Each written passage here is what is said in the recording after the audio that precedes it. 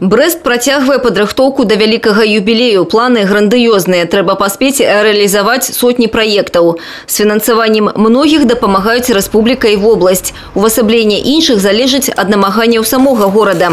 Таму перш за ўсё абмеркавалі работу народна-гаспадарчага комплексу. У прыватнасці прамысловую вытворчасць. Шэраг жорсткіх пытанняў у старшыні гарвыканкама да многіх кіраўнікоў. Ведь абсолютно ненормально, когда 6 предприятий города дают более 70% всего промышленного производства и 80% экспорта. А где остальные предприятия с зарплатой по 400 рублей, и то даже не все 400 рублей платят? Где их вклад в развитие города? Насколько руководители этих предприятий способны отвечать вызовам времени, способны менять свою стратегию с учетом конъюнктуры экономической, финансовой и так далее. Поэтому есть необходимость для разговора. Не менш пытанняў і да будаўнікоў. Горад павінен актыўна будавацца. У першую чаргу ўзводзіць аб'екты ў межах праграмы падрыхтоўкі да святкавання тысячагоддзя. Іх фінансаванне поўнасцю забяспечана, адзначае кіраўнік горада.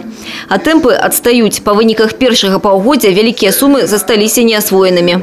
Можно говорить о каком-то определенном даже элементе деградации строительной отрасли. И то, что появляются новые современные компании строительные, негосударственные формы собственности, я думаю, что это тоже объективная реальность, которую надо воспринимать как факт.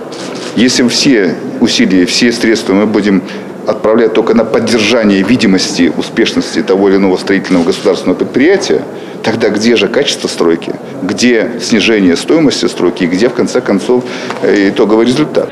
Больш за 11 мільёнаў рублёў выделено з рэспубліканскага бюджэту на будаўніцтва ў Брэсце новага аўтавакзала.